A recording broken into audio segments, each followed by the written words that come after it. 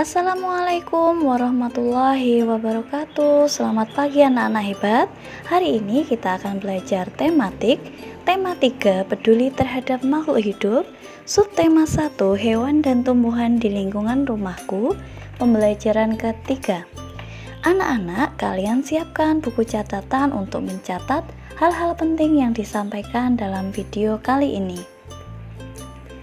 Anak-anak, lingkungan yang hijau berpengaruh terhadap kesehatan manusia.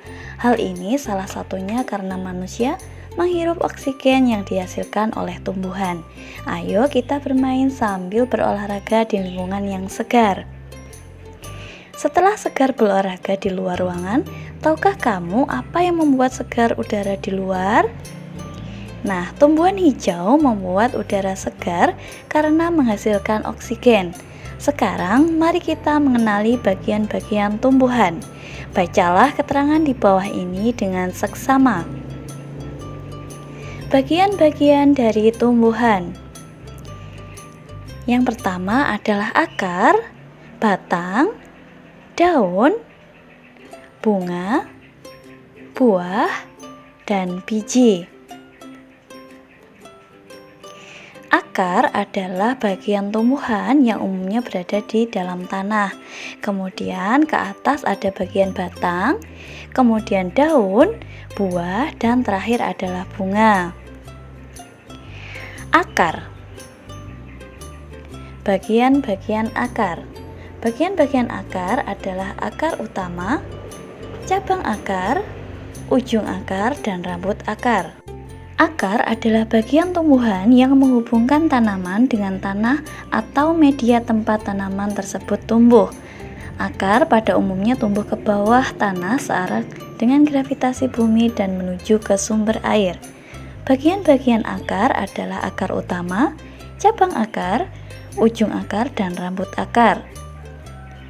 Akar dibedakan menjadi dua, yaitu akar tunggang dan akar serabut. Selain dua tersebut, ada juga akar gantung, akar napas, akar tunjang, dan akar lekat.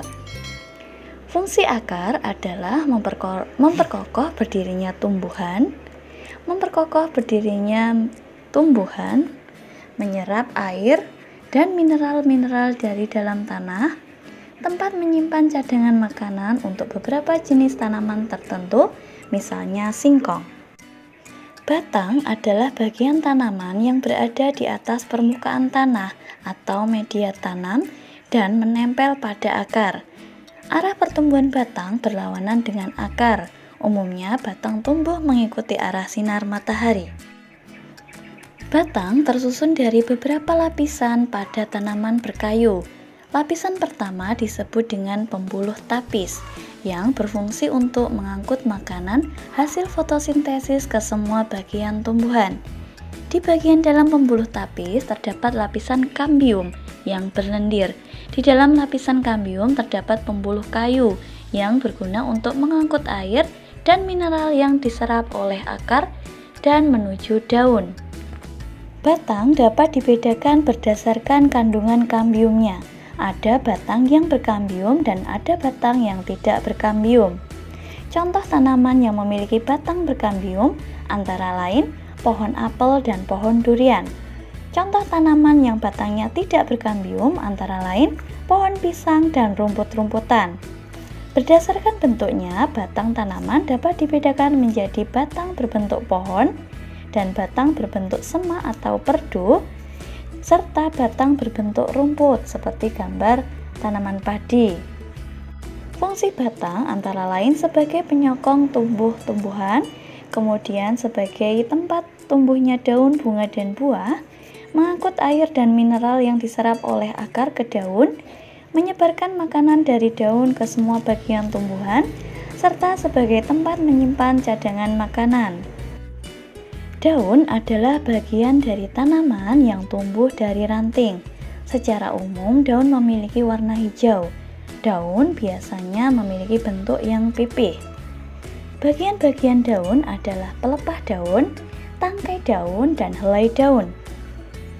Kemudian jenis daun ada tulang daun menyirip, tulang daun sejajar, tulang daun menjari, dan tulang daun melengkung. Fungsi daun antara lain adalah pada tumbuhan adalah sebagai tempat membuat makanan atau tempat terjadinya proses fotosintesis. Selain itu, daun juga berguna sebagai tempat penguapan air, alat pernapasan pada tumbuhan, dan alat perkembangbiakan bagi tumbuhan tertentu. Bunga. Bunga adalah alat perkembangbiakan pada tumbuhan. Bunga terdiri dari beberapa bagian. Bunga lengkap memiliki 6 bagian, yaitu benang sari, kelopak bunga, putik, mahkota, tangkai bunga, dan dasar bunga. Benang sari merupakan alat perkembangbiakan jantan. Benang sari menghasilkan serbuk sari. Kelopak bunga merupakan bagian-bagian bunga yang berfungsi untuk melindungi bunga ketika masih kuncup. Putik merupakan alat perkembangbiakan betina. Mahkota bunga merupakan perhiasan bunga yang memiliki warna indah. Mahkota bunga berfungsi untuk menarik perhatian serangga. Tangkai bunga merupakan bagian bunga yang berfungsi menghubungkan bunga dengan batang. Dasar bunga adalah ujung tangkai bunga yang melebar. Fungsinya sebagai tempat kedudukan bunga. Umumnya, bentuk bunga beraneka ragam dan warnanya yang indah dimiliki oleh mahkota bunga. Warna indah dan mencoloknya dapat menarik perhatian serangga seperti kupu-kupu. Akibatnya, tanpa disengaja, kupu-kupu membantu terjadinya penyerbukan. Penyerbukan adalah peristiwa jatuhnya serbuk sari ke atas kepala putik. Penyerbukan menjadi awal terjadinya perkembangbiakan tumbuhan. Jadi anak-anak, bunga memiliki beberapa fungsi. Yang pertama, bunga memiliki fungsi untuk mempercantik tumbuhan karena memiliki mahkota yang berwarna mencolok. Kedua, bunga berfungsi sebagai tempat berlangsungnya perkembangbiakan. Buah adalah perkembangan dari bunga pada tumbuhan. Buah terdiri dari kulit buah, daging buah, dan biji. Kulit buah berfungsi sebagai pelindung daging buah dan biji. Biji buah berfungsi sebagai bakal tumbuhan baru. Daging buah berfungsi sebagai tempat menyimpan cadangan makanan. Buah yang berwarna mencolok akan menarik perhatian hewan untuk memakannya sehingga membantu proses penyebaran biji.